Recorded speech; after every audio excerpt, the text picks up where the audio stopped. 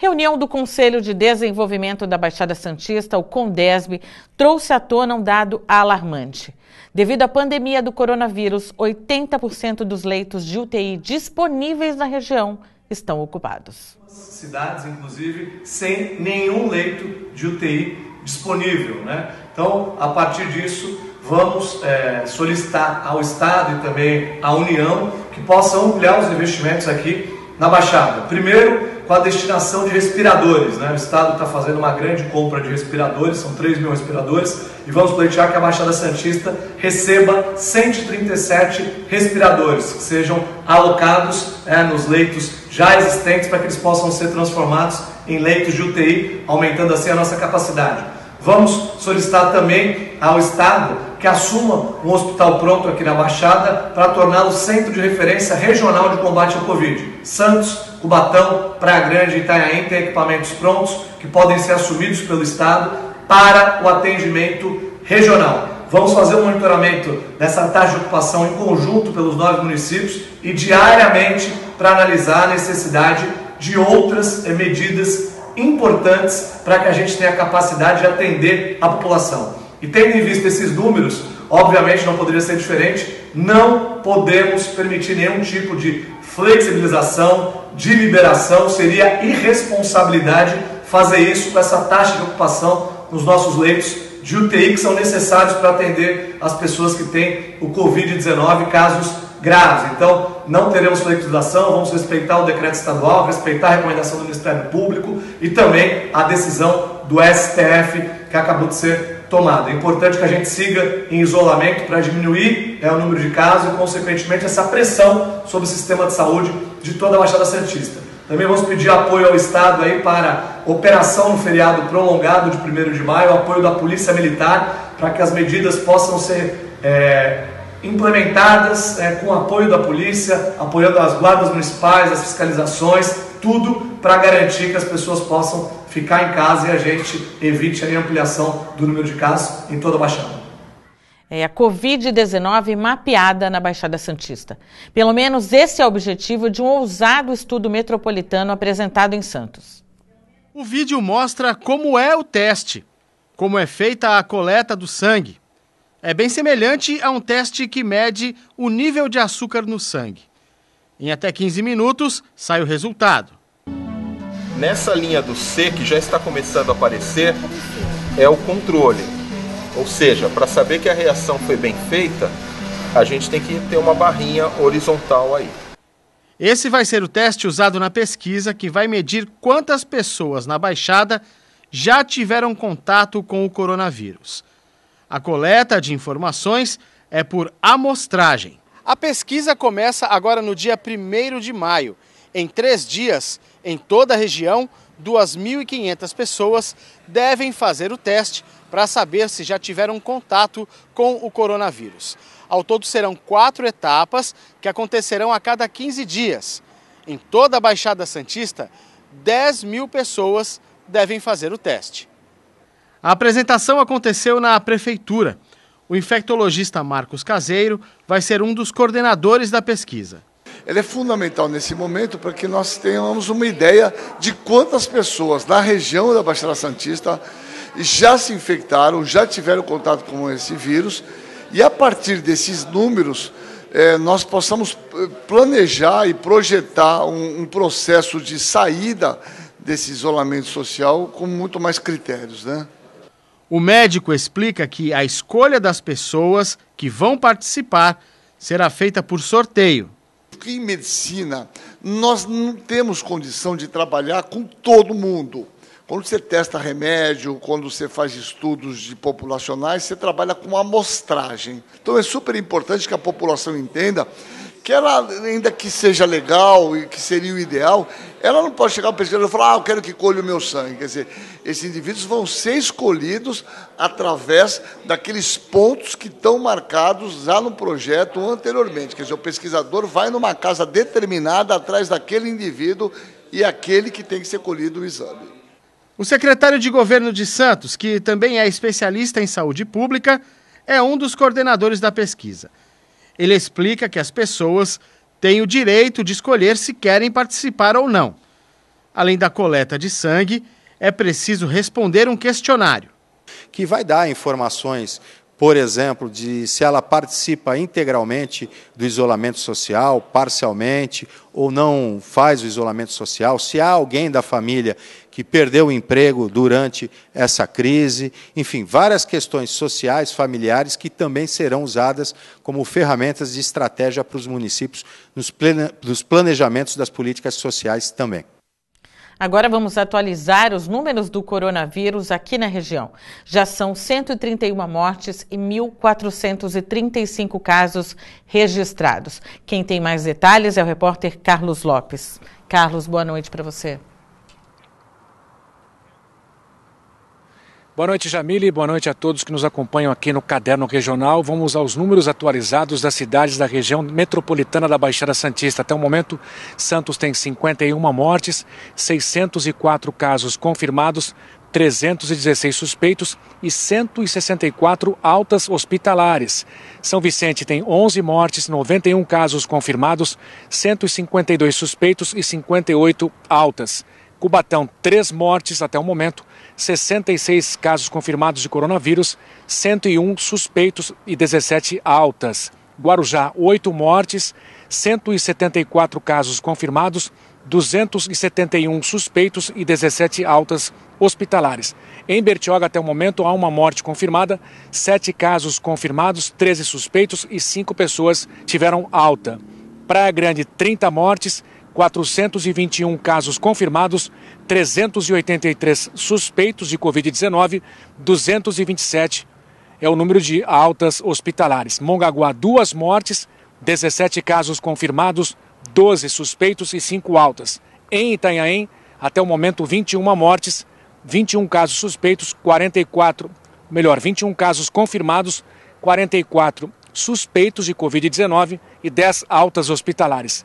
E para fechar, Peruíbe, que até o momento tem 4 mortes, 34 casos confirmados, 19 suspeitos e 18 altas. Tá aí essas altas hospitalares, a boa notícia pelo menos, né, Jamile? Voltamos com você. Obrigada, Carlos.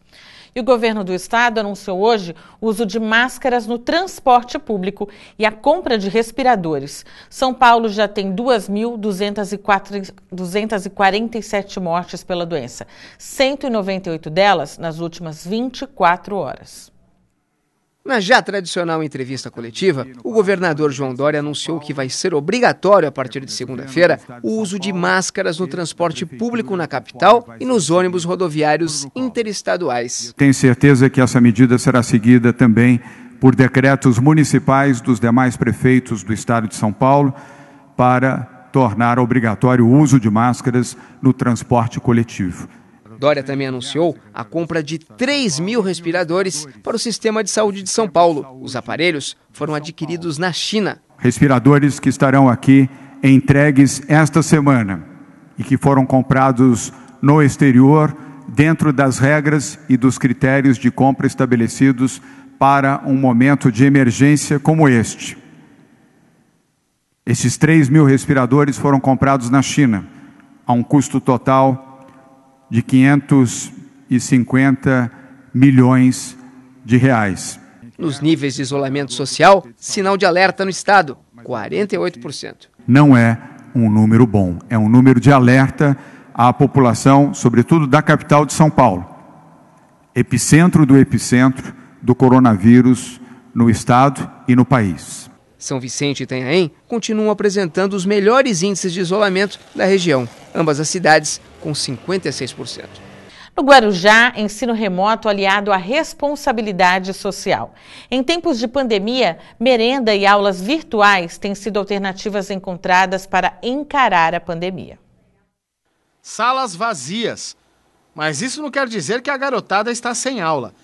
Em Guarujá, os alunos da rede municipal podem acessar a internet, pegar as tarefas e as explicações. A plataforma é bem fácil de acessar e de mexer, como explica o secretário adjunto de Educação, Walter Sório. Então você entra no site da Prefeitura, na aba Educação, Ensino Remoto, vai abrir aqui uma página com todos os nossos anos atendidos, desde o 1º ao 9º, Educação Infantil, Educação de Jovens e Adultos, Ensino Profissionalizante, que é o 1º de maio, e uma aba só para professores. Então, o pai ou o responsável ou o próprio aluno vem aqui e clica no ano que ele estuda, 5º ano, por exemplo, e aí abre o roteiro de estudo e o roteirinho para a educação especial, caso tenha algum aluno incluso aí nesse 5º ano, ou você é o responsável por um aluno incluso, as atividades e as adaptações da educação especial para esse aluno está aqui. Também dá para acessar pelo Facebook. Cada escola tem a sua página no Facebook. Então, Francisco Figueiredo, por exemplo, está aqui com a página deles aberta. A direção da unidade colocou um link e uma chamadinha para cada ano que atende aqui. Então, por exemplo, nonos anos, vem um recadinho bonito, ó lá. Bom dia, gatinhos e gatinhas dos nonos anos, iniciaremos hoje. Enfim, a questão do nosso ensino remoto. E tem o link aqui, ó, que também, se você clicar, vai direto para a atividade, nesse caso, dos nonos anos. O secretário reforça que quem não tiver acesso à internet pode ir até a escola e retirar as folhas com as matérias. Do mesmo jeito que se faz com a merenda, que tem sido distribuída desde o início da pandemia. Agora, já continua disponibilizando em 13 polos espalhados pela cidade o Marmitex para o aluno da unidade. Até o momento, quantas marmitas estão sendo distribuídas aí por dia? Como é que está essa? Então, a nossa média diária é de 3.000 refeições dia. Mais de 50 milhões de CPFs já foram aprovados para receber o auxílio emergencial liberado pelo governo para trabalhadores informais e desempregados. Mas para conseguir receber a primeira das 3 parcelas no valor de R$ 600 está difícil. Mesmo preenchendo todos os requisitos, tem gente reclamando dos famosos cadastros em análise e da falta de crédito. Patrícia tem 25 anos e reclama. Fez o cadastro no dia 7 de abril e 2 semanas depois veio a resposta. Meu cadastro deu dados inconclusivos, por isso eu não iria conseguir receber o auxílio. Porém, o aplicativo ele não me aponta qual dado que está incorreto. E também eu tenho certeza que eu preenchi todos os dados corretamente, até porque o aplicativo ele não aceita que você preencha algum dado incorreto. Giovana tem 19 anos, está desempregada e também não conseguiu receber o auxílio emergencial. Eu me cadastrei no dia 7 de abril e até hoje eu não tive uma resposta. Toda vez que eu entro, dá como em análise. Após diversas reclamações, a Caixa informou que quem faz a análise é a Dataprev, instituição do governo federal responsável por verificar se o cidadão cumpre todas as exigências previstas na lei. As informações estão disponíveis no aplicativo Caixa Auxílio Emergencial, no site auxilio.caixa.gov.br ou na central telefônica exclusiva 111. E segundo a Caixa, quem fez o cadastro e teve como resposta benefício não aprovado, poderá contestar o motivo da não aprovação ou fazer a correção de dados por meio de nova solicitação com novo preenchimento dos dados nos canais de atendimento online. Quem precisa e tem direito, vai continuar tentando. Eu estou dentro dos requisitos para receber, eu sou maior de 18 anos, eu sou mãe solteira. Eu não tenho um emprego com carteira assinada desde 2018, ou seja, já vai para 2 anos. Eu só faço serviços autônomos, né? Quando tem, assim, eu faço um bico. Então, eu não sei o que fazer. O Ministério Público Federal recomenda medidas à Caixa na Baixada contra filas e aglomerações. 5 medidas que devem ser colocadas em prática em 5 dias. Primeira, a diminuição da concentração de pessoas no interior das agências bancárias e casas lotéricas, devendo a Caixa Econômica Federal organizar o acesso dessas pessoas. Se necessário, com a criação de um sistema de distribuição de senha com a indicação do dia e horário para o atendimento. Segunda medida, a organização das filas internas e externas, de modo a que as pessoas mantenham entre si uma distância de 2 metros. A terceira medida é a higienização dos locais de atendimento ao público, como balcões, guichês de atendimento, incluindo os terminais de autoatendimento ou os caixas eletrônicos. A quarta medida, a distribuição gratuita de álcool em gel 70% aos clientes e usuários do banco. E, por fim, a quinta medida recomendada, o atendimento prioritário a idosos, ou seja, pessoas a partir dos 60 anos de idade, e as demais pessoas que compõem os chamados grupos de risco da Covid-19.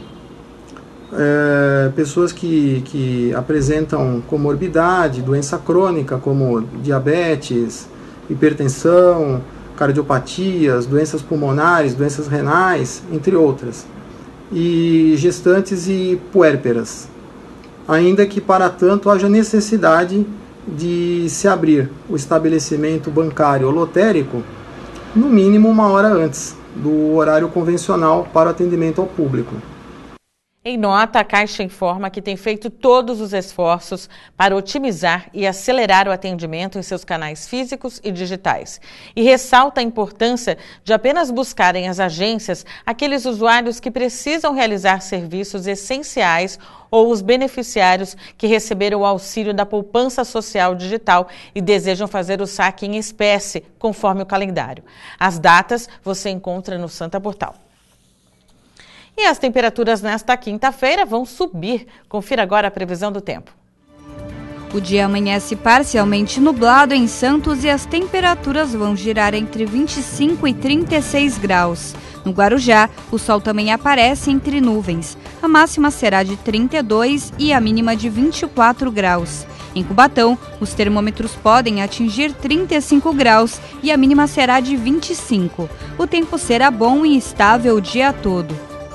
A quinta-feira será nublada em São Vicente e sem previsão de chuva. As temperaturas ficam entre 25 e 36 graus. O mesmo acontece em Praia Grande, onde o sol aparece entre nuvens e tem apenas 5% de chances de chover, máxima de 32 e mínima de 24 graus. Assim como as outras cidades da Baixada Santista, Mongaguá terá um dia parcialmente nublado. As temperaturas giram entre 25 e 32 graus. Em meio à crise econômica provocada pela pandemia do coronavírus, muitos comerciantes buscaram soluções para não fechar as portas. A produção de máscaras foi a saída encontrada pelos donos de uma confecção em Santos. Daniela fez questão de guardar a primeira máscara feita por ela. Minha mãe precisava sair, a gente nas farmácias não estava encontrando nada, aí eu resolvi fazer uma. A ideia para atender uma necessidade particular foi a inspiração para retomar a produção da confecção inaugurada há 25 anos no centro de Santos. Os trabalhos ficaram parados durante quase 20 dias. Os clientes tiveram que fechar as portas na quarentena do coronavírus. Em vez de bermudas e camisetas, máscaras de algodão. Tarefa para 5 funcionários. Os donos participam de todo o processo de produção. Hoje está sendo o nosso sustento, não só nosso, como dos funcionários e do pessoal que trabalha externo com a gente. Contratada há 20 anos, Dona Damiana é uma das mais antigas na confecção. Para esta costureira, a experiência veio em boa hora, em tempos de medo e incerteza. E a gente ficou todo mundo preocupado, porque se a gente não voltasse a trabalhar, não sabia como é que ia ser, né? Mas graças a Deus, Deus abriu uma porta pra gente, pra eles aí. Porque se dá certo para ele, dá certo para nós também. Por dia são confeccionadas aqui, em média, 400 máscaras. A solução adotada para enfrentar a crise provocada pelo coronavírus deu certo. Toda a produção é vendida no mesmo dia. Daniela e o marido já pensam em ampliar a produção para atender a demanda. Olha, se falar a verdade, eu estou até precisando contratar umas 2 costureiras, falar a verdade. Porque do jeito que a gente não está dando conta. A gente está fazendo só aqui na fábrica 400 por dia. E mesmo assim, não está sendo o suficiente para tanto pedido que a gente está tendo. O call center, com 4.720 atendimentos sobre o novo coronavírus, implantado em Guarujá, completa um mês. A central já realizou cerca de 4.322 atendimentos. E quem traz mais informações é o repórter Carlos Lopes, que está com o secretário de Desenvolvimento e Assistência Social da cidade, Juliano Vidotto.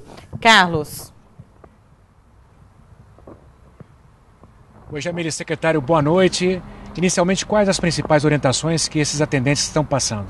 Boa noite. É importante salientar que nós lá implantamos o serviço de calfone devido às calamidades que nós estamos passando, né? Guarujá foi a cidade mais acometida devido às fortes chuvas do dia 2 de março. Com isso, a demanda no nosso serviço foi muito grande e, levando em consideração o protocolo do Ministério da Saúde, fez com que nós montássemos o calfone para atender melhor e garantir a integridade dos nossos atendentes e também da população do modo geral. Quais são as principais dúvidas? As principais dúvidas vêm de acordo com os programas que são lançados pelo governo federal, estadual e também municipal, né? A título mais de informação propriamente dito. Dúvidas do Covid, né? Da COVID. Dúvidas do Covid, e devido ao Covid nós temos o auxílio emergencial, nós tivemos o Merenda em Casa, Alimento Solidário, entre outros programas que estão sendo lançados, e as dúvidas vêm, e através do call center nós conseguimos atingir 4.720 famílias, né? Ou seja, mais do que dobramos o atendimento se fosse dentro do CRAS. Secretário, quem precisar recorrer ao serviço, o que deve fazer? É só entrar em contato, nós estamos atendendo das 10 da manhã até as 16 horas da tarde, de segunda a sexta-feira, pelo telefone 3344-4700, né? Vou repetir, é o 3344-4700. Eu peço que tenham um pouco de paciência, porque a procura está sendo muito grande, levando em consideração que nós iniciamos esse trabalho no dia 1º de abril e até o momento atendemos mais de 4.700 pessoas. Né? Muito obrigado, boa noite ao senhor. Eu que agradeço, obrigado e boa noite a todos. Voltamos com você, Jamile. Obrigada, Carlos. Boa noite, secretário. Solução na crise. Um casal da região encontrou na fabricação de máscaras o sustento em tempos de coronavírus. E olha, não é qualquer máscara, não. O trabalho não para. As máquinas estão a todo vapor. E tem sido assim desde que começou a pandemia. A Jéssica e o Johnny têm uma pequena confecção. Além disso, ele também é despachante.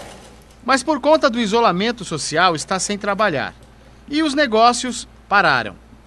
O casal foi buscar uma alternativa para ganhar dinheiro. Começaram a produzir máscaras. Mas não é qualquer uma, não. Eu produzi essa máscara aqui, a do Naruto, porque ele é um desenho de um garoto de 12 anos que ele tem a determinação de que muito marmanjo não tem. E é um desenho que eu admiro, que eu gosto. E me serviu de incentivo, né? Entrei numa brincadeira com meus amigos. Fiz uma máscara porque eu queria me tornar uma ninja. E acabou dando certo. Jéssica conta que as máscaras são um sucesso. Começaram a pedir, onde é que tem essa máscara, onde é que tem essa máscara. Aí eu comecei a fazer, fiz pro meu pai, que também gosta de Naruto, fiz para ele, fiz para alguns amigos, e aí foi aonde estourou. E começaram a pedir do Homem-Aranha, do Batman, do Superman, começaram a pedir de fadinha para as crianças, de time. Desde que começou a produção, a Jéssica e o Johnny já venderam mais de 100 máscaras. E os negócios não param, todo dia chegam novos pedidos. 30, 40, até 50. Dá só uma olhadinha nisso aqui. São as máscaras, os cortes, na verdade, que estão prontos para irem para a máquina de costura e se transformar em máscaras. Tem de todos os tipos de estampa e personagens. Fica a gosto do freguês. Eu já escolhi a minha. Tá prontinha aqui, olha. É do Coringa. Vou colocar para vocês verem.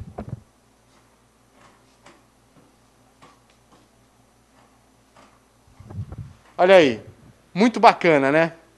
Johnny explica que as máscaras não são apenas um acessório, protegem de verdade. Seguindo os critérios da Organização Mundial da Saúde, que teriam que ter pelo menos duas camadas de algodão e um filtro. E a gente faz isso com todo esse carinho. A produção está garantindo a renda da casa. Como a gente já falou, as vendas não param. E os negócios são feitos pela internet. Eu, que trabalho com contabilidade também, não tenho como ir para o escritório. Então aqui nosso ganha-pão de hoje é a confecção das máscaras. Assim como o Fabiano, eu também gostei. E se você gostou e quer encomendar, pode procurar no Facebook da Jéssica Artuso. Ou as encomendas podem ser feitas pelo WhatsApp. É o 13 99729 3682 ou, de novo, 99729 3682. O Caderno Regional de hoje fica por aqui. Mande sua sugestão pelo nosso telefone, o 13982-288219. Continue com a nossa programação e se mantenha bem informado pelo Santa Portal. Obrigada pela sua companhia, um excelente fim de noite. Até amanhã. Tchau.